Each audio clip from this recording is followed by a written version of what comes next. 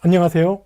단국대학교 일본연구소 HK플러스 사업단 향기인문학센터의 교양인문학 강좌 특강을 맡은 인천대학교 신진식입니다. 인문학에 대해 여전히 많은 사람들이 관심을 가집니다. 그런데 인문학이 무엇인지에 대해서는 대부분 잘 모릅니다. 그래서 인문학이란 무엇인가? 그리고 인문학이 나에게 무엇을 해줄 수 있는가? 라는 질문을 먼저 하게 됩니다.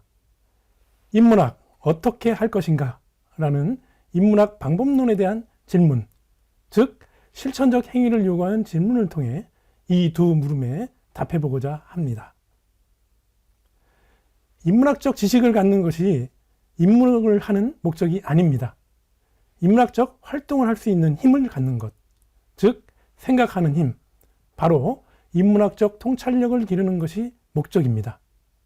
왜냐하면 인문학은 바로 통찰력과 관계가 있기 때문입니다. 우리는 생각하는 법을 배우기 전에 줄곧 다른 사람의 생각을 먼저 공부해 왔습니다. 그런데 다른 사람의 생각만을 공부하다가 보면은 거기에 푹 빠지게 됩니다. 지식의 늪에 빠지게 되면은 자신이 주체적으로 생각하는 법을 배우지 못하게 됩니다. 오히려 생각할 줄 모르게 되는 경우가 있습니다. 이 생각하는 법과 능력, 다시 말해서 이 통찰력을 키우는 인문학을 시작하기 위해서는 어떤 관점들이 필요한 것인지를 먼저 살펴보고자 합니다. 이 세 가지 관점은 세상을 이해하는 인문학의 세 가지 관점입니다. 바로 비교론적 관점, 상대론적 관점, 그리고 챙천론적 관점입니다. 먼저 비교론적 관점을 살펴보겠습니다. 이 비교론적 관점은 모든 문화는 보편성과 특수성을 가지고 있다고 전제를 합니다. 그리고 어떤 문화의 특징을 잘 파악하기 위해서는 다른 문화와의 유사성과 차이점을 고려한다고 봅니다. 이 과정을 통해 자기 문화는 물론 다른 문화와도 더 깊이 이해할 수 있고 문화의 보편성과 특수성도 파악할 수 있다고 봅니다. 자, 이 사진에 나와 있는 김치와 치즈의 예를 좀 살펴보겠습니다. 이 두 가지의 공통점은 무엇입니까? 네, 바로 발효 음식입니다. 이 공통적으로 사계절에 있는 지역에서 생기는 음식입니다. 차이점은 무엇일까요?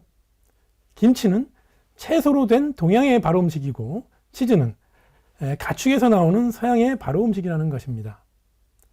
채식을 하는 동양인은 이 장이 이렇게 길어집니다. 그리고 어금니가 이렇게 발달하게 되어 있습니다. 그리고 육식을 하는 서양인은 이 장이 좀 짧고 송곳니가 발달할 수밖에 없습니다. 이렇게 똑같은 발효 음식이지만 육식과 채식의 차이로 다른 결과가 나옵니다. 이 서로 다른 두 세상, 이 두 문화를 비교함으로써 공통점과 차이점을 발견하고 그것을 기반으로 우리 세상, 이 자문화에 대한 객관적 이해도 높일 수가 있습니다. 자, 두 번째 상대론적 관점을 좀 살펴보겠습니다. 이 상대론적 관점이라는 것은 문화 현상을 연구할 때 그 현상이 지니고 있는 고유한 의미와 그 가치를 그 사회의 맥락이나 환경을 고려하여 이해하려는 태도를 말합니다. 자, 이 그림, 이 사진들을 한번 보십시오.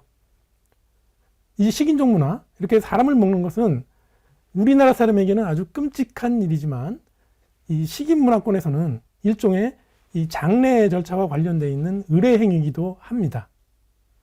특정 사회의 경우에서는 대상에 이 고기를 섭취함으로써 자신에게 어떤 특별한 힘 또는 영예를 얻을 수 있다고 믿는 경우가 있었습니다. 의례에 그 사회의 종교적인 그리고 토테미즘과 밀접한 관련이 있다고 볼 수가 있습니다.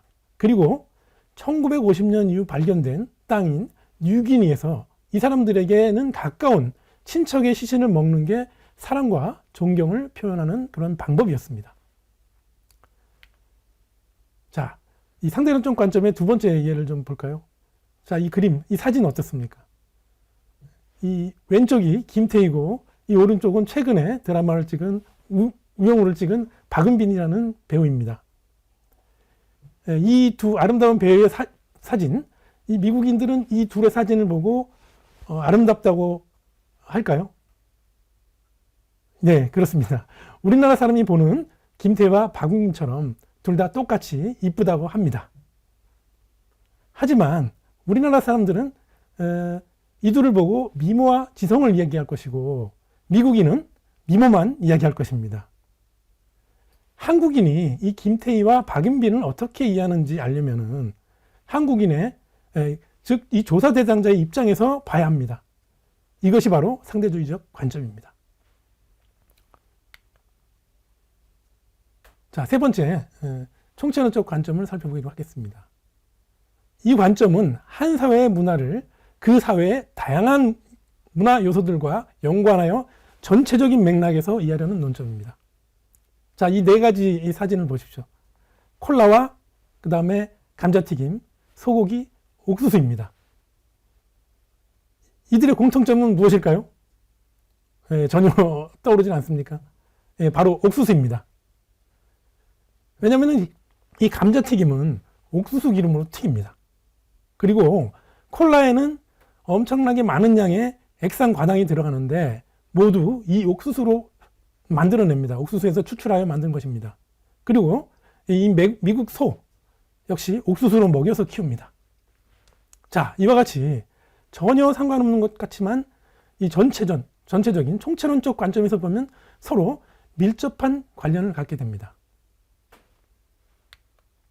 자, 또 다른 예를 좀 살펴보겠습니다. 이 도표는 미국의 연도별 그리고 도시별 살인 강도, 강간, 폭력 등 강력 범죄율 그래프를 그려놓은 것입니다. 잘 보시면은 이 미국은 1990년에 이 정점을 찍고 여기 보시면 이렇게 정점이 이렇게 찍힙니다. 그리고 그 이후에 범죄율이 확 떨어지기 시작하는데요.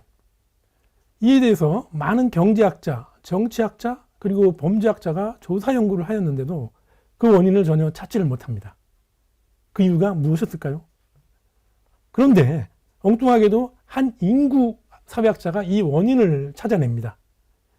미국의 각 주에서는 1970년 낙태가 점점 허용되기 시작합니다. 그러면서 범죄율이 많이 저지르는 그런 20년 뒤에 범죄율이 조금씩 이렇게 떨어지기 시작합니다.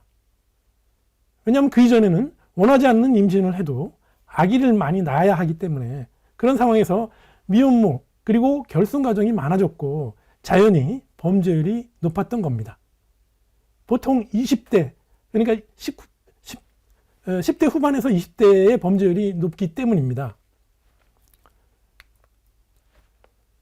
자, 이 인문학적 통찰은 그러면 어떻게 시작해야 될까요? 이 사진들을 보시겠습니다. 이렇게 화장을 하거나 치마를 입은 남자들 어떻습니까? 자, 다음 사진 보시겠습니다. 자, 이게 이 걸리시 댄스를 추는 남자들인데요. 이러한 여장 남자 댄서들, 이렇게 여자처럼 꾸민 사람을 만나면 어떤 생각이 드십니까? 아마도 여러분은 대부분 남자답지 못하다. 아, 징그럽다. 아, 영 못 쓰겠다. 왜 저럴까? 또는 좀 긍정적으로 평가해서 뭐 괜찮다. 좀 특이한데? 뭐 심지어는 아, 해보고 싶다. 등의 생각을 해볼 수도 있을 것 같습니다. 그런데 이렇게 이거를 좀 간추려 보면은 간단하게 좋다 그리고 나쁘다라는 판단으로 나누어 볼 수가 있을 것입니다. 자, 이 책쓸 사진도 좀 보시겠습니다.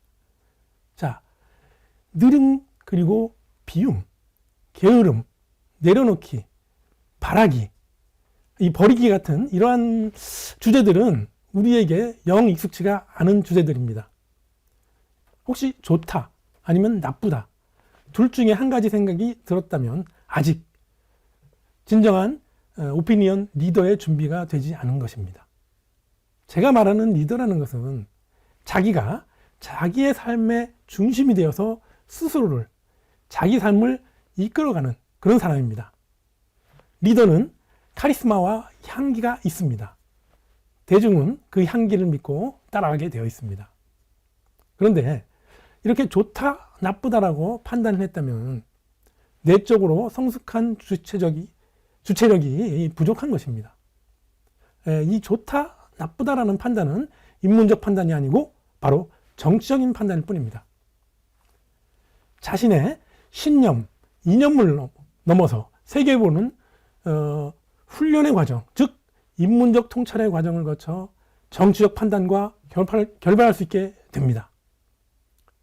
특정 사회 조직을 이끌고 가는 사람을 동양에서는 성인이라고 합니다.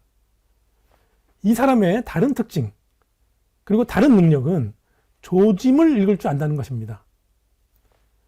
사회를 이끌고 가는, 문명을 이끌고 가는 큰 흐름을, 이 흐름을 드러내는 현상을 조짐이라고 합니다. 조짐을 통해서 밑바닥에서 작동하고 있는 이 큰 흐름을, 이 흐름에 도달할 수 있게 됩니다. 조짐은 큰 흐름에 도달할 수 있는 하나의 단서입니다. 인문학을 하는 사람은 좋다, 나쁘다라는 판단을 함부로 하지 않습니다. 좋다, 나쁘다라는 이렇게 쉽게 대답하지를 않습니다. 인문학적 이런 어떤 통찰은 대답하는 데서 오는 것이 아니고 오히려 질문하는 데서 열리기 시작합니다. 이러한 새로운 장르의 춤이 왜 나타난 것일까요? 또 어떻게 이런 주제가 베스트셀러가 되나? 세상이 어떻게 달라지고 있길래 이런 춤이, 또는 이런 주제의 책이 어떻게 서가에 꽂히게 될 수 있었던 것인가? 이런 등을 질문해야 합니다. 대답만 하는 대신에 바로 이와 같은 질문을 하는 것에서 인문학적 통찰이 시작이 됩니다.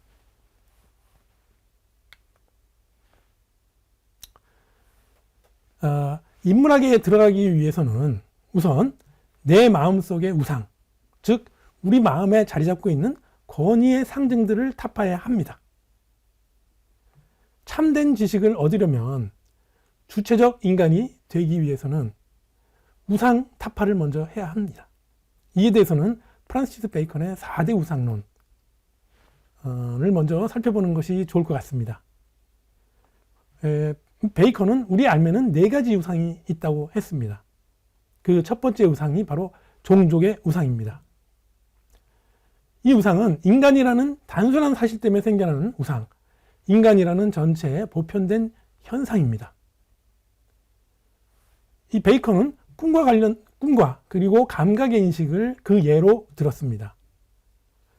우리는 우리가 믿고 싶어하는 것만을 믿으려고 합니다. 꿈이 어쩌다 이렇게 들어맞으면 그것을 믿으려고 합니다.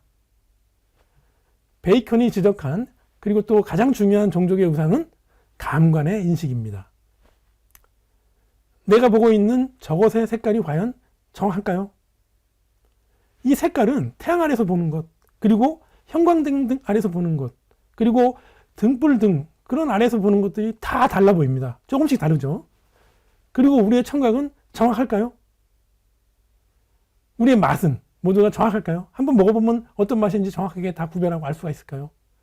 그리고 이 촉각은요? 뭘 만져보면 눈 감고도 뭔지를 다 맞출 수 있을까요? 마치 우리의 감각은 엉터리 거울이 아닐까 합니다. 이것이 바로 이 베이컨의 생각이었습니다. 자, 두 번째 우상은 동굴의 우상입니다. 이 개인의 좁은 석윤에서 빗어지는 생각들, 좋다, 나쁘다 등의 정치적 편견 내지는 자기 만족이 빚어내는 우상을 말합니다. 이 동굴의 비유, 이것은 플라톤이 비유를 든 것인데 원래는 올페우스교의 신화에서 따온 비유입니다. 이 플라톤의 동굴의 비유에 나오는 내용은 이 플라톤 대화편 그 가운데 국가 제7장 이 안에서 소크라테스와 그의 제자 라오콘이라는 젊은 사이의 대화 속에서 등장합니다.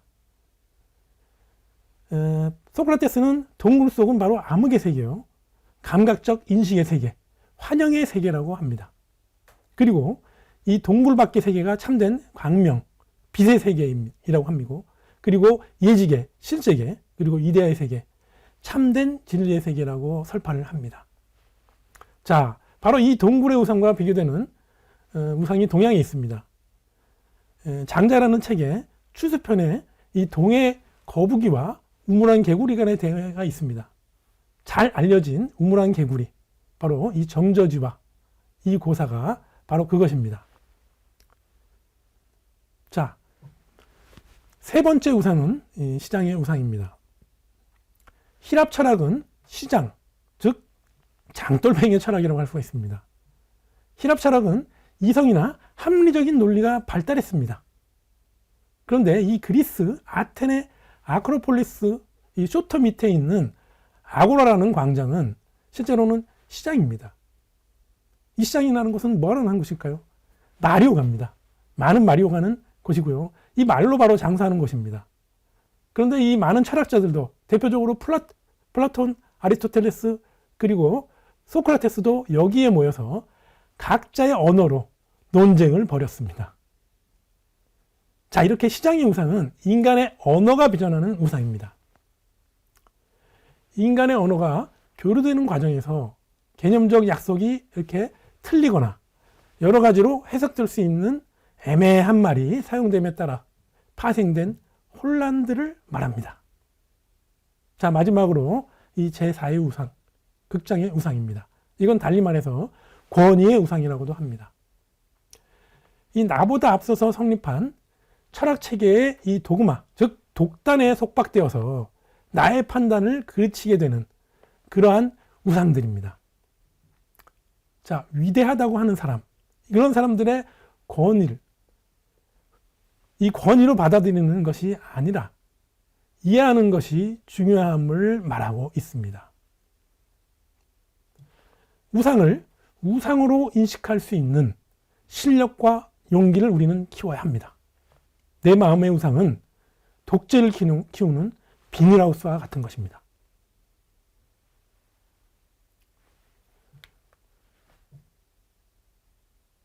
자, 이런 우상을 타파한 인문학이라는 것은 과연 무엇일까요? 우리가 흔히 고2 때 그렇게 고2로 올라갈 때 문과와 이과로 이렇게 나누게 됩니다. 보통은. 근데 이 문과에는 그 정치, 경제, 역사, 철학, 문화, 신문, 방송학 이런 것들이 있습니다. 그리고 이과는 무엇이 있나요? 대표적으로 뭐 수학, 물리학 이런 등등의 과학이 여기에 속하겠습니다. 이과는 잘 보시면요, 학문 대상을 보면 사람이 없습니다. 그리고 이와 상대적으로 문과 안에는 사람들이 우글우글거립니다. 이 지구상에서 인간이 전부 사라져도 존재하는 것, 그것이 바로 이과의 학문의 대상이고, 인간이 사라지는 것과 동시에 사라지는 것이 바로 문과 학문의 대상입니다. 자, 여기서 이과의 이라는 것은 옥돌에 새겨진 문익결, 인간이 그리는 것이 아닙니다. 다시 말해서 자연이 그린 것입니다. 절대 인간과 상관없는 것이라는 것입니다. 상관이 전혀 없는 것이죠. 자, 그에 반해서 이 원래 문이라는 것은 그 의미가, 한자적인 의미는 이렇게 천 같은 것에 뭔가 이렇게 수를 놓는 것, 그렇게 수놓아진 무늬를 의미했습니다. 그래서 인문이라는 것은 바로 인간이 그리는 무늬를 의미합니다. 다시 말해서 인간의 움직임이 만드는 일종의 결입니다. 자, 이렇게 인문학은 인간이 만들어낸 결, 인간을 따라가서 인간들이 스스로 만들어내는 그 동선을 그려내는 학문입니다. 인간들이 만들어낸 이 시간의 동선, 역사, 이 세계사는 흔히 고대, 중세, 근대, 현대 이렇게 보통 나뉩니다. 왜 이렇게 나누는지를 알 수 있으시겠습니까? 이거는 보통 역사자들도 쉽게 대답을 잘 못 해주더라고요. 그래서 제가 좀 쉽게 알려드리겠습니다. 바로 고대에는 고대인이, 중세에는 중세인이, 근대에는 근대인이, 그리고 현대에는 현대인이 살고 있다는 것입니다. 무슨 말일까요? 자, 바로 이 고대, 중세, 근대인과 현대인은 각각 근본적으로 세계관이 다르다는 것입니다. 이 말은. 그러니까 이 세계를 보는 이 방식을 보통은 세계관이라고 합니다. 그 세계를 보는 일정한 틀이 다르면은 서로 전혀 다른 기준으로 이 세계를 보게 됩니다. 그래서 시대를 구분하는 기준을 철학이라고 합니다. 이 철학은 바로 인문학인 것입니다.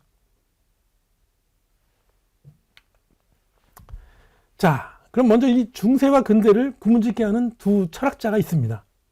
이들에 의해서 어떻게 보면은 중세와 근대라는 것이 갈라졌다고까지 좀 얘기를 합니다. 자, 첫 번째 인물이 바로 프란시스 베이컨입니다. 베이컨은 영국의 철학자이고 아는 것이 힘이다 라는 유명한 말을 남겼습니다. 그리고 두 번째 철학자인 데카르트는 프랑스의 철학자입니다. 이 데카르트는 나는 생각한다, 고로 나는 존재한다라는 유명한 명제를 남겼습니다. 자, 이 아는 것이 힘이다 라는 이 말이 왜 중세와 결벌하고 근대를 시작하는 기준이 되는 말이 되었을까요? 이 중세 사람들에게 있어서는 인간의 힘은 신의 은총으로부터 나오는 것입니다. 스스로 힘은 가질 수가 없습니다. 힘을 결정하는 것은 신이었습니다. 신의 은총에 의해서 얻어지는 것이 힘이 아니고 아는 것이 힘이다. 자연을 얼마만큼 아는가 하는 것이 힘의 크기를 결정한다 라고 얘기하는 것이 바로 새로운 근대의 시작입니다. 자, 그리고 두 번째 중요한 명제, 나는 생각한다, 고로 나는 존재한다라는 말은 무슨 의미일까요? 보통 이거는 알쏭달쏭합니다. 다들 잘 익숙하게 쓰긴 하는데 무슨 뜻인지 아는 사람은 거의 없습니다. 사실 데카르트 이전 사람은 나의 존재, 내가 이렇게 살아가는 것, 내가 이렇게 있을 수 있는 것, 이런 존재의 근거가 신에게 있었다고 여겼습니다. 신이 나를 만들었기 때문에 내가 존재하는 것이죠. 그런데 데카르트에게 있어서 인간의 존재의 근거는 스스로 생각한다는 것, 바로 이 사실에 있습니다. 세계관이 다르다는 것은 바로 이런 의미입니다. 인간이 그리는 무늬의 정체를 아는 것이 바로 인문학입니다. 인문학 훈련이 안 된 상태에서 사건, 사태를 만나면은 좋다, 나쁘다라는 정치를 판단하게 되는 겁니다. 그 이유는 자신을 지배하는 이런 이념, 신념, 그릇된 편견의 가치관 때문입니다. 이것이 강하면 강할수록 이 인문학적 통찰력, 철학적 통찰력은 사라져버립니다. 인문학적 사고, 즉 통찰력의 관건은 이념, 신념, 고정된 가치관으로부터 그런 것으로부터의 독립적인 선언입니다. 독립선언입니다. 바로.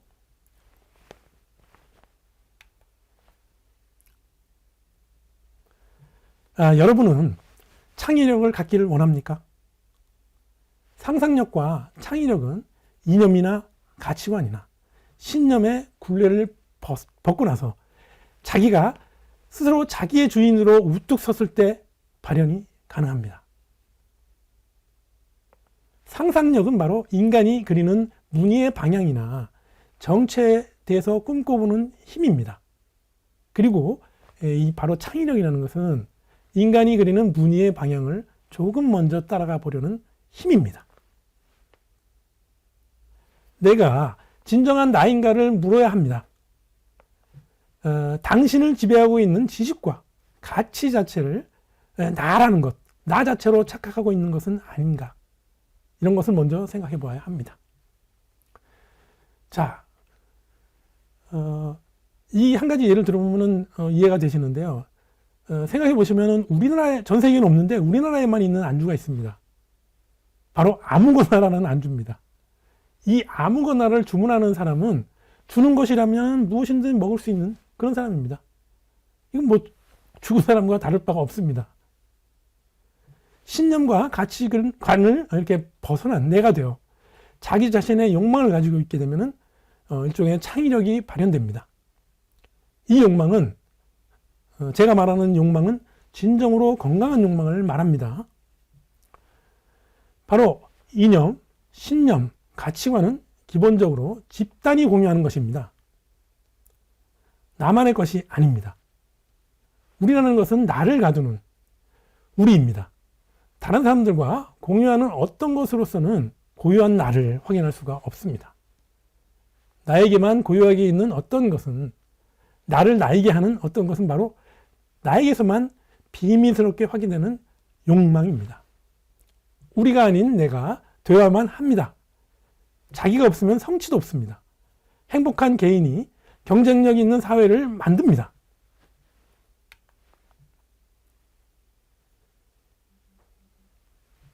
무슨 일을 하든지 자기가 중심이 되어서 움직여야만 합니다.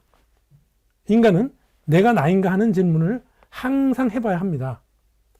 내가 나 아닌 다른 곳에서 노예가 되고 있지 않은가 하는 질문을 해야만 합니다. 바로 제대로 욕망을 스스로 잘 들여다봐야 합니다.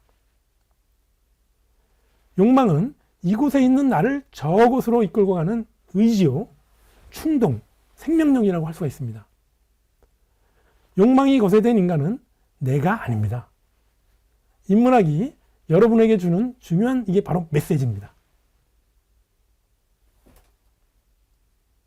자, 제가 질문을 좀 여러분들께 드려보겠습니다. 여러분들은 지금까지 바람직한 일 하면서, 남들이 바람직해야 한다는 일을 하면서 살았습니까? 아니면 스스로 바라는 일을 열심히 하면서 살았습니까? 여러분은 그냥 당연히 해야 하는 일들만 하면서 살았습니까?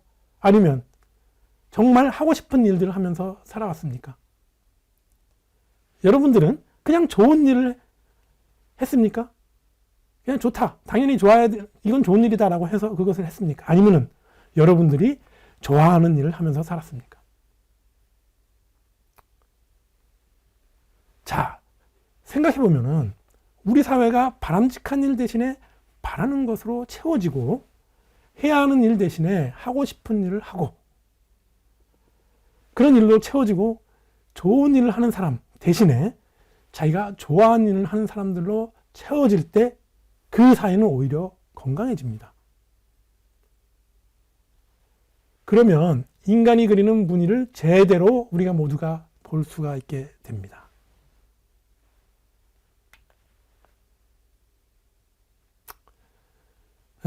보통 사람들이 이렇게 멍석을 깔아주고, 야, 노래 한번 불러봐라, 이렇게 얘기하면은 보통은 좀 나 잘못한다 라고 거절을 합니다.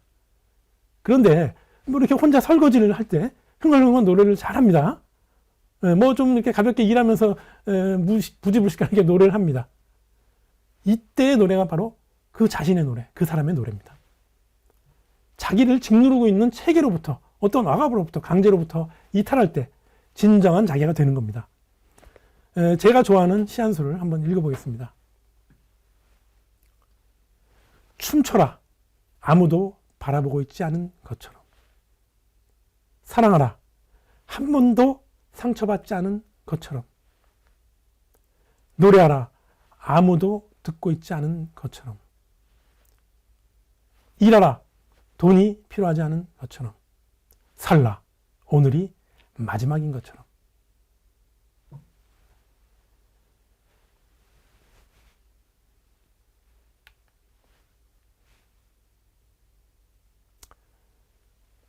인문학은 개인의 삶, 행복과 밀접한 관련이 있는 학문입니다. 인문학은 인간은 그리는 무늬라고 했습니다. 인간이 그리는 무늬를 제대로 볼 수 있어야 합니다. 이것을 제대로 볼 수 있기 위해서는 이 참된 자아가 준비되어 있어야 합니다. 이 준비는 자기를 지배하는 이념과 신념에서 벗어나는 일입니다. 지식이 증가하고 경험이 늘어나면서 여러분들은 더 행복해졌습니까? 이렇게 살아가면서 지식을 쌓습니다. 그렇게 증가하고, 그 지식이 증가하면서 또 살면서 여러 가지 경험을 하면서 그렇게 늘어납니다, 경험들이. 그래서 더 자유로워지셨습니까? 지식이 증가하고 경험이 늘어나면서 더 삶이 스스로 남들에게 유연해지셨습니까? 지식이 증가하고 경험이 늘어나면서 더 관용적이 되셨습니까? 지식이 증가하고 경험이 늘어나면서 여러분들의 가족과 그리고 이웃과 더 잘 지내게 되셨습니까? 그렇게 행복하십니까? 지식이 증가하고 경험이 늘어나면서 상상력과 창의력도 더불어 늘어나셨습니까? 바로 이 질문이 우리에게 인문학적 통찰과 관련해서 제기하는 의미 있는, 상당히 그런 의미가 큽니다. 우리가 주식을 추구하고 경험을 관리함에 있어서 우리는 과연 어땠습니까? 이 자아를 찾았다면 앞으로 우리는 어떻게 할 수 있는가 하는 우리 삶의 근본적인 지점으로 이끌어가는 질문을 하는 것입니다.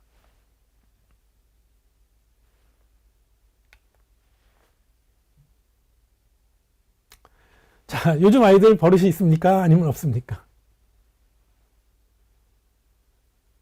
자, 군대 생활할 때 상병만 해도 보통 군기가 빠졌다고 합니다. 그리고 제 기업에 있는 친구들이 얘기하는데요. 요즘 신입사원들을 이해할 수 없다고 합니다. 누구나 다 요즘 아이들은 이상하다, 이해할 수 없다, 싸가지 없다 라고 합니다. 그런 느낌을 갖는다는 것이 사실인 것 같습니다. 자, 그런데 요즘 아이들은 이 버릇이 없다. 이 말은 기원전 5세기 그리스의 이 파르테논 신전에도 이 낙서 형태로 똑같이 그렇게 기록되어 있습니다. 그렇게 역사를 거쳐 늘 버릇없는, 싸가지 없는 애들은 존재했던 겁니다. 그런데 인류 역사상 버릇없는 애들이 존재한 적은 그렇게 없는 겁니다. 버릇없는 애들이 있는 애들로 역사는 이렇게 변해가는 과정일 뿐입니다. 시간은. 버릇은 그런데 이 바로 나를 버리고 아까 말씀드린 그런 우리가 되어버리는 그런 과정입니다. 거기에 갇히는 과정입니다. 이 버릇이라는 것은 이렇게 틀로 구조화되어 있습니다. 새로 등장한 새로운 인간형과는 갈등이 그래서 빚어질 수밖에 없습니다. 이런 의미에서 세상이 답답하지 않은 청소년들은 청소년이 아닙니다. 젊은이들이, 이 젊은이가 기존에 정해진 것이 답답하지 않고 익숙했다면 그것은 그 젊은이는 늙어버린 것입니다. 이 애들은 세계와 관계하는 방식, 세계를 이해하는 방식, 이 세계 속에서 자기를 위치 주는 방식, 이것이 전혀 다른 그런 인종들입니다. 다른 인종에 너 왜 그러냐 이렇게 하는 것은 버릇없다는 소리라는 것입니다. 버릇없다고 애들이 말할 때 그 버릇에 대해서 자각하고 있는가? 우리는 그 사람이 말하는 그 버릇은 자기가 맞는 것이 아닌가 하는 것을 좀 반성해 볼 필요가 있습니다. 그들은 왜 버릇이 없을까요? 사실 진정한 생각이 있으면 버릇이 없을 수밖에 없습니다. 자, 생각해 보십시오. 예를 들면 목사님이 자, 예수님 말씀이 맞는지 생각해 보자. 그렇게 하면 뭐라 그러죠? 그러는가? 이렇게 질문 안 합니다. 목사님들은 그냥 믿자 이렇게 얘기합니다. 생각을 요청하지 않습니다. 생각은 자기가 움직이는 것, 자기가 움직이니까 자기가 향유하고 싶지 않은 버릇은 그 버릇과 충돌할 수밖에 없습니다. 자연스럽게 나타나는 이 충돌은 자연스럽게 수용되어야만 합니다. 흔히들 미운 7살인 말이 있습니다. 물론 요즘은 미운 3살, 4살까지 이렇게 내려갔습니다. 바로 이런 미운 7살, 4살이 된다는 것은 이때부터 스스로 자기를 생각하기 시작한다는 겁니다. 이전에는 엄마, 아빠의 종속된 생각만 하다가 스스로를 자아가 형성되면서 나를 좀 생각해 보기 시작합니다. 그래서 버릇이 없어지기 시작하는 것이라고 생각이 듭니다. 자, 익숙한 것, 당연한 것, 이것에 한번 고개를 이렇게 딱 쳐들어 보는 일, 익숙하게 하는 것, 편안하게 하는 것이 바로 이게 자기가 아닙니다. 이런 것들은. 그럼 무엇이냐? 이념이나 습관이거나 가치관이기 때문입니다. 바로 앞서 말씀드렸듯이 인문학의 기본 출발은 생각입니다. 바로 이 철학의 출발은 과거의 신화로부터 벗어나는 것입니다. 그런 것부터 출발이 됩니다. 생각해 보시면 바로 이 신화의 시대에 인간이 하는 일은 생각 판단하지 않고 그냥 믿는 일이었습니다.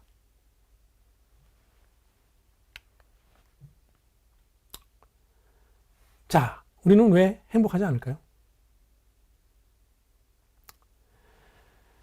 믿음을 부정하고 믿음의 대상에 이렇게 고기를 바짝 쳐들고 인간의 스스로의 길을 가겠다고 하고 인간의 스스로의 힘으로 생각하기 시작하는 것이 바로 철학의 시작입니다. 인문학의 시작입니다. 르네상스 인문학도 중세 신의 세계에서도 인간이 고개를 딱 쳐들고 어떻게 할까를 생각했습니다. 인문학은 생각합니다. 생각은 바로 저항입니다. 한번 버릇이 없어져 보는 것입니다. 한번 고개를 이렇게 쳐들어보는 것입니다. 한국 사회는 현재 이념의 지배, 신념의 신뢰가 강한 시대를 살고 있습니다. 한국 사회를 극단적으로 평가할 때 아무도 행복하지 않는 사회라고 합니다. 그러면 한국 사회는 왜 행복하지 않게 되었을까요? 한국 사회는 행복한 사람들로 채워져 있지 않기 때문입니다. 그러면 행복한 사람들로 채우는 방법은 무엇일까요? 같이 인문학적 시간에서 검토해 볼 필요가 있을 것 같습니다. 자, 이 몇 가지 이 통계 자료를 한번 보겠습니다. 한국 OECD 국가 중에서, 원국은 OECD 국가 중에서 자살률 1위라고 합니다. 이 자살하고 싶다는 초등학생이 2.6배가 최근에 증가했다고 합니다. 그리고 청소년 40%가 자살을 한 번씩 생각해 봤다고 하고, 실제로 무려 9%가 자살을 시도했다고 합니다. 그리고 한국인 직장 스트레스는 세계 최고의 수준입니다. 그리고 OECD 국가 중에서 출산율이 꼴찌입니다. 이게 세계 최저 수준이라고 하는데요. 현재 기준으로는 뭐 약 0.83명? 이 출산율 저하로 잠재력과 이 성장률이 급락하고 있습니다. 한국의 이 행복지수는 해외에서는 낙제점이라고 합니다. 어린이 청소년의 행복지수는 거의 꼴찌입니다. 국가 경쟁력, 사회통합 부분은 최하위입니다. 그리고 이 양극화 경쟁사회는 갈수록 심화되고 있습니다. 자, 이런 부정적인 자료에 대해서 여러분들은 되게 동의하십니까? 왜 이렇게 행복하지 않을까요? 바로 자기 자신이 없기 때문입니다. 이 집단이라는 것은, 집단 속에서 자기를 잃어버리게 되면은 그 느낌, 집단은 느낌을 함께 해주지 못합니다. 집단은 이성이 지배합니다. 우리라는 것을 지배하는 것은 이런 제가 말씀드렸던 그런 이상적인 긍정적 욕망이 아니라 우리의 이념일 뿐입니다. 이념이라는 게 이렇게 원심력이 있습니다. 이념은 계속 높아져만 가고 순수를 지향하는데요. 인간의 삶으로부터 점점 멀어지고 높아지려고만 합니다. 그래야 이념이 원래는 가짜인데 진짜같이 보이거든요. 그런데 이념이 높아지면 높아질수록 자기하고는 멀어지게 됩니다. 나 자신. 자기의 구체적인 삶하고는 아주 먼 거리에서 있을 수밖에 없습니다. 이념이나 신념을 기준으로 놓고 평가해서 아름다운 일상은 존재할 수가 없습니다. 이 아름다움은 사람들이 협의해서 저 위에 이렇게 걸어 놓은 것일 뿐입니다.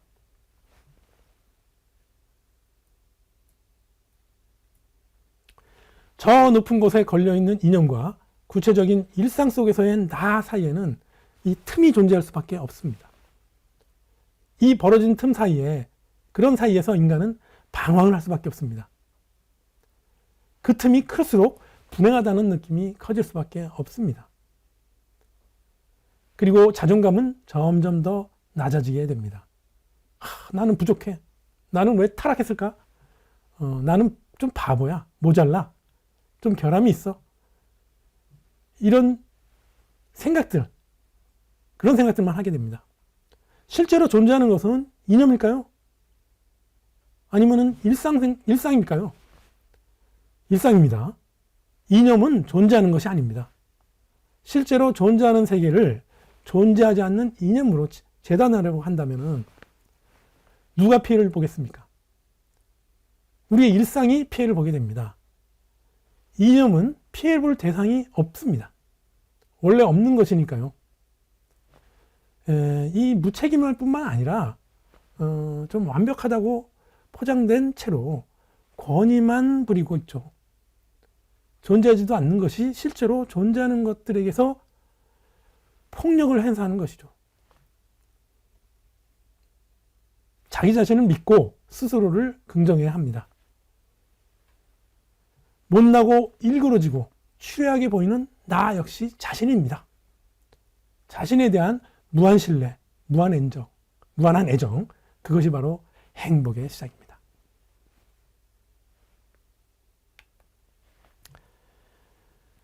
자, 여러분들 이 개념 어떻게 생각합니까? 이 개념이라는 것은 인간을 경화시킵니다. 우리가 언어를 사용하는데 이 개념을 가지고 행위를 합니다. 예를 들어 북한산 이런 얘기를 할 때 북한산을 직접 가지고 와서 이야기하지는 못합니다. 불가능하죠. 그냥 다만 북한산이라는 개념을 가지고 이야기를 합니다. 이 북한산을 가지고 오는 비효율적인 행위를 하지 않아도 되기 때문입니다. 개념이라는 이 언어가 엄청난 효과를 가져오긴 합니다. 그러면 개념이 우리를 얼마나 제어할까요? 어떻게 억압하는지를 좀 알아볼 필요가 있습니다. 자, 이 한자 개자는, 개념의 이 개자는 원래는 곡식을 이거 사고 팔 때 쓰는 이렇게 그릇입니다. 그릇에 넘치는 양을 이렇게 딱 깎아서 평평하게 이렇게 깎는 그런 도구입니다. 즉 평미래라는 것입니다. 이 평미라는 것을 한자로 개라고 합니다. 자, 이 쌀 한 대박에 고봉을 이렇게 쌓여 있을 때 착 깎아내린다고 쓰는 그런 도구를 평미래라고 하는 것입니다. 이 한자로 쓰면은 개라고 합니다. 개라는 의미는 공통의 틀, 이 틀 속에 들어가는 것만 남기고 나머지 사적인 것 혹은 특수한 것, 이런 것들을 제하고 남은 것만 생각의 형태로 저장한 것을 개념이라고 한 것입니다. 개념은 곧 사물의 어떤 특수한 것을 제어하고 남은 생각의 형태입니다. 사물의 특수한 것, 즉 사적인 것이 버려지고 그런 것이 난 공통의 것을 관념적으로 포착한 것입니다. 인문학이라는 것은 이렇게 포착되어져 굳어진 것, 그런 것은 버리고 나를 깨우는 것입니다. 자, 개념이라는 말을 잘 보면요, 이 동서양을 막론하고, 예를 들면 컨셉, 이 동서양인 컨셉이라는 것이 잡다라는 쓰이고 있고, 독일어에서는 손으로 꽉 쥐다로 쓰이고 있습니다. 즉 개념은 이렇게 잡는다는 것이고 잘 파악한다는 것입니다. 이 독일어나 영어 모두가 다 이 세계를 자기가 꽉 잡고 싶은 만큼 손에 빠져나가는 것은 다 포기하고 손에 남겨진 만큼만 세계를 보는 것입니다. 사실 개념은 이렇게 출발부터가 부족한 것입니다.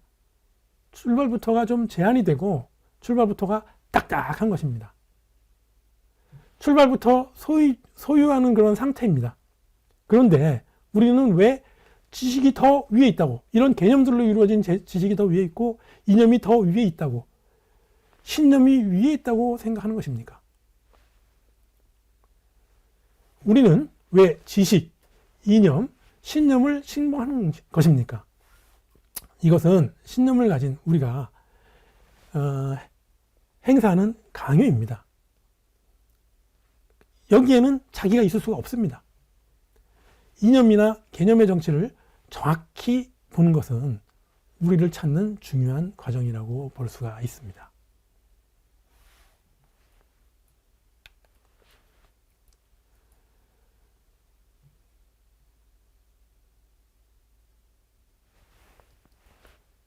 이념은 진리로 존재하는 것이 아닙니다. 만들어진 어떤 것입니다. 그 어떤 토양에서 만들어진 것입니다. 가령 이렇게 외래에서 수입한 이념은 우리가 만든 것이 아니죠. 만든 사람은 그 새로운 방향으로 가는데 우리는 한번 가져오면 죽어라 그 들어온 상태 그대로 지키려고 합니다. 예를 들어 보겠습니다. 과거 우리나라가 이 주작을 가져왔을 때는 중국에는 이미 양명학으로 넘어갔다고 합니다. 어떻게 보면 이 시대가 좀 지난 주작을 가져온 사람은 평생 주작을 합니다. 조선시대에는 무려 500년 동안 이 주작이 지배했습니다. 그래서 이 주작이 사람도 죽이고 또 살리고도 했습니다. 이렇게 이념을 만든 사람은 이걸 바꿀 수가 없습니다. 자기 토양에서 직접 내가 만든 사람은 구체적인 세계에서 자기가 만들어서 그것을 비밀번호를 알 수가 있는 겁니다. 내가 어떻게 만들었는지 열어볼 수가 있습니다. 그런데 수입해온 사람은 그 비밀번호를 알 수가 없습니다. 자기가 만든 것이 아니기 때문입니다. 그래서인지 그것을 지키는 데만 급급하고 목을 매게 될 수밖에 없습니다. 지금 한국의 이데올로기 문제가 바로 이 문제입니다. 한국의 근본적인 이념은 대개는 수입된 것입니다. 그렇게 수입된 것을 우리 토양에 맞게 변형시킬 힘을 제대로 갖지 못했습니다. 그것은 인문학적인 자아를 확보하지 못했기 때문입니다. 그 내가 한 것이 아니라 그래서 내가 거기에 없습니다. 내가 직접 만들지 않은 것을 어떻게 변경할 수가 있겠습니까? 변경시킨 방법을 모를 수밖에 없습니다.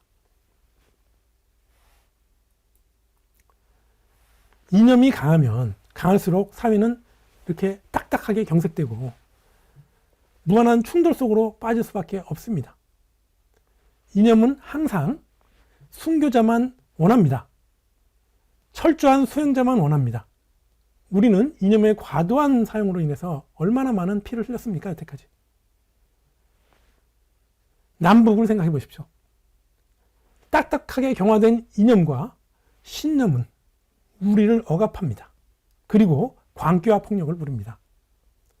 광기와 폭력의 가장 근본적인 지점에 이 바로 개념이 있습니다. 세계를 이 개념으로만 파악하는 인간의 익숙한 습관이 있습니다. 그 개념과 세계의 진상을 관련시키는 능력을 상실한 인간의 나약함이 있습니다. 이것이 인문적 통찰로 회복되지 않는 한 우리 사회의 갈등을 치유한다는 것은 요원합니다.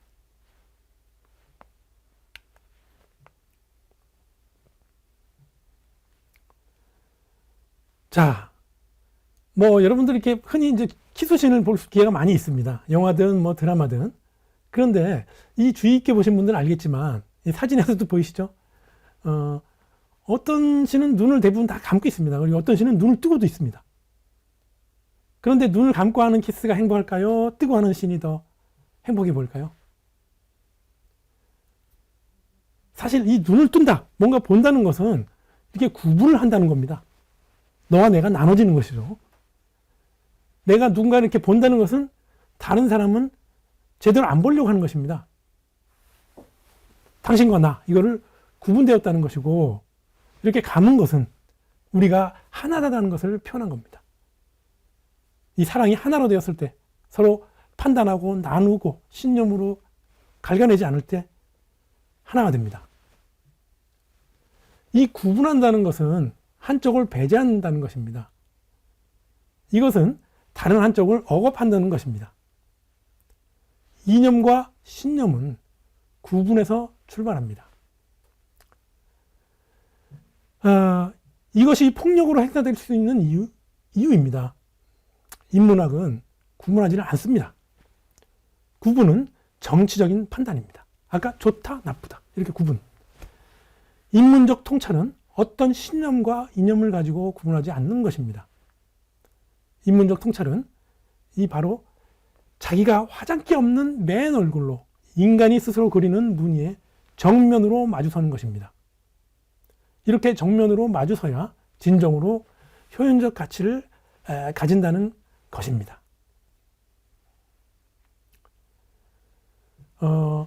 이 세계를 하나의 기준으로만 구분하는 순간 세계는 자기에게 이 반쪽으로밖에 안 열립니다. 이 반쪽의 세계로 만족한다면 다행인데 반쪽밖에 안 보이는 것으로 이 다른 반쪽을 비난하고 억압하고 저건 잘못했다 그거 하면은 그러는 순간 오히려 자기의 불행이 시작되고 사회의 혼란은 가중되고 타인들도 불행하게 만듭니다. 인문적 통찰을 통해서 우리가 도달할 수 있는 궁극적 지점은 우리를 행복하게 해줍니다. 그렇게 해준다는 것입니다. 우리를 갈등 속에 휩싸이지 않게 해준다는 것입니다. 우리를 더욱 아량 있는 사람으로 만듭니다. 이념과 가치관과 신념을 벗어던지는 순간 진정한 자기만이 남습니다. 자기의 순수한 그런 건강한 욕망만이 남습니다. 순수한 자기 욕망이 자기를 지식에 매몰되지 않게 하고 지혜로 나아갈 수 있게 하는, 그렇게 만들어줍니다. 그것이 욕망입니다. 나를 이곳에서 저곳으로 옮겨줄 수 있는 의지, 생명력, 동력, 이러한 충동입니다.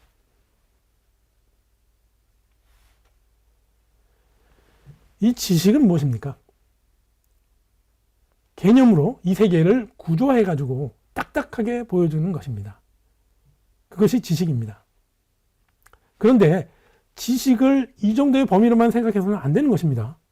사실 지식, 참된 지혜라는 것은 이 아는 것을 바탕으로 모르는 것으로 넘어가는 것, 이것이 참된 지식입니다. 그리고 지식은 내가 오히려 모른다는 것을 아는 것입니다. 자, 아까 처음에 질문했던 것으로 좀 돌아가 봅시다. 지식이 증가하고 경험이 늘어나면서 여러분들은 더 유연해지셨습니까? 아니면 유연해지지 못했습니까? 자, 그러면 왜 유연하지 못했습니까? 그것은 지식에 제한되어 있기 때문입니다. 우리의 이런 풍부한 다채로운 변화하는 경험을 고정된 관념으로 딱 가져버리기 때문입니다. 이것에서 벗어나서 자기 내적으로 존재하는 생명력, 욕망, 충동을 제대로 살려내야 합니다. 이 충동이 인문적 세계로 인도를 합니다. 이 충동이 인간이 그리는 무늬, 인간이 그리는 결, 인간이 그리는 동선에 직접 대면할 수 있는 힘을 줍니다. 여기에 대면하는 순간 알고 있는 모든 것을 바탕으로 저 모르는 세계까지도 넘어갈 수가 있게 됩니다. 이 지식과 이념과 신념의 정치를 제대로 파악하고 짓눌렸던 자기의 욕망을 정면으로 이끌어내서 알고 있던 지식을 바탕으로 모르는 저 곳까지 건너갈 수 있는 힘을 여러분들은 가져야 합니다.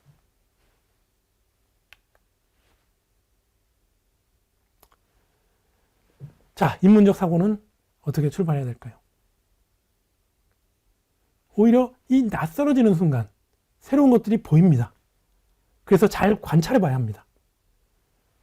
자, 이 철학의 시작, 인문학의 시작은 익숙한 세계를 낯설게 보는 것에서부터 시작이 됩니다. 우리는 너무 익숙하다는 것을 익숙한 걸로만 알고 있습니다. 그런데 사실은 실제로는 굉장히 낯선 세계입니다. 인문적 사고는 이런 낯설음을 절대 놓치지 않는 힘입니다. 바로 관찰의 집요함입니다.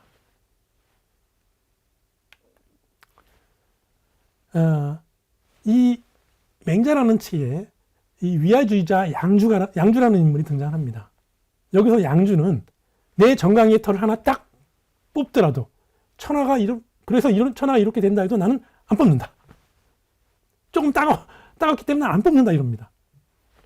그리고 노자는 나의 몸을 천하만큼이나 귀하게 여긴다면 그 사람에게 천하를 맡길 수 있다. 이렇게까지 얘기를 했습니다. 자, 이 생각이, 이것이 바로 진정한 자기로부터의 혁명입니다. 여러분들이 잘 아는 어떤 사람들은 자, 국가와 민족을 위하여 이 한 몸을 바치겠다라고 하는 사람들이 있습니다. 그런데 저는 말합니다. 이런 사람들은 절대 오히려 믿지 마라. 이러한 이념에 사로잡힌 사람들은 자기가 없습니다. 자기에 대한 존엄성이 없습니다. 이들은 예를 들면 누가 이렇게 뇌물을 주면은 받습니다. 왜? 국가, 민족, 국민 또는 자기의 정당을 명분으로 내세워서 뇌물을 낼큼 받습니다. 그런데 나만을 위하는 사람, 진정한 나를 아는 사람은 이 자존이 있기 때문에, 이 자존을 지키기 때문에, 자존이 상처를 받기 때문에 함부로 이 뇌물을 받지 않습니다. 자, 이렇게 개인적 일상을 사랑하는 덕이 있는 개인들이 모여 오히려 윤리적인 사회를 만들 수가 있습니다. 나만의 도덕이 우리의 도덕을 지킬 수가 있는 것입니다.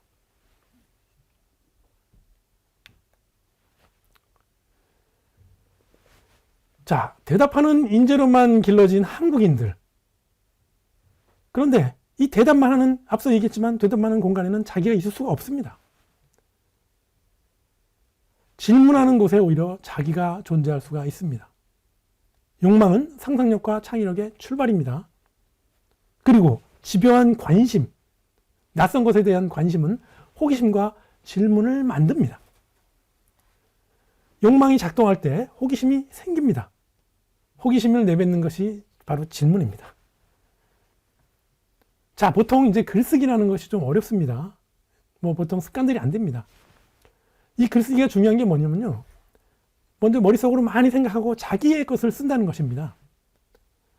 글쓰기는 바로 진실하게 자신과 대면하는 그런 과정입니다.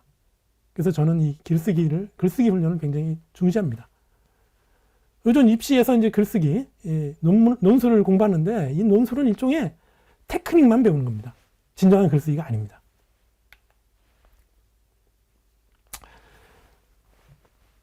자, 살아있는 주체, 독립적인 주체란 무엇일까요? 이 상상력과 창의성, 이것이 바로 21세기 한국 사회의 화두입니다. 자, 예를 들어 보겠습니다. 힙합, 여러분들 좀 많이 아실 겁니다, 이제는. 바로 이 힙합 정신은 자유와 즉흥성을 중시합니다. 이 그래비티, 이 그래비티는 옛날 과거에는 낙서였는데 이제는 하나의 장르가 됩니다. 그리고 디제잉, 브레이크 댄스, 이것들이 모두 하나의 장르입니다. 이와 같은 장르 혹은 이게 분야라고 할 수 있는데요. 이런 것들은 독립적 주체가 자신을 신뢰할 때 비로소 완전하게 만들어질 수가 있습니다. 이런 새로운 장르를 만들지 못하면은 그런 민족은 진정한 문화민족이 아닙니다. 우리는 이제 새로운 K 문화를 만들어가는 그런 민족이 되어가고 있습니다. 바로 이 장르를 만드는 힘은 자기가 원하는 것을 하는 데서 나오는 것입니다. 즉 욕망하는 데서 나옵니다. 인문적 통찰이 있는 사람은 자기가 있는 사람이고 남들보다 예민한 사람입니다. 문제 1상, 구체에 집중하고 예민함이 유지되는 사람은 유연한 사람들입니다. 문제에서 출발한 사람은 이데올로기를 우리의 문제와 결합해서 조금 유연하게 생각할 수가 있습니다. 많은 베스트셀러가 된 소로가 쓴 월든의 한 구절을 좀 읽어보겠습니다. 아침 산책이 그리워 잠을 설칠 정도의 예민함, 파랑새 우는 소리에 전율을 느낄 정도의 예민함은 있어야 살아있다고 할 수가 있는 것입니다. 예민함이 살아있다는 것은 욕망이 살아있다는 것을 말합니다. 우리는 항상 이 예민함이 유지되어야 합니다. 진정한 사랑은 사람을 최고도로 예민하게 만듭니다. 이 고도의 예민함을 갖게 되면 개념이 보이지를 않습니다. 예민함은 이론 대신 문제를 보여줍니다. 이성적 대답을 하지 않습니다. 욕망에 기초한 질문을 합니다. 그러면 문제에 집중하고 일상에 집중하고 구체에 집중할 수가 있습니다. 그런데 인문적 통찰은 이렇게 딱딱한 시멘트 콘크리트처럼 단단하게 지배하는 생각의 틀을 스스로 뚫고 그렇게 나올 때만 가능한 일입니다. 대답하는 주체에서 질문하는 주체로 이렇게 뒤바뀌어야만 진정한 일입니다. 가능한 그런 일입니다. 인문적 통찰은 우리 앞에 등장하는 사태, 사건을 인간이 그리는 무늬 위에 이렇게 올려놓고 그렇게 볼 수 있는 능력입니다. 구체적인 일상에서 자신의 욕망에 집중을 한번 했으면 좋겠습니다. 그러면은 자신이 보이기 시작하고 인간이 보입니다. 이것이 인문적 통찰로 가는 길입니다. 감사합니다.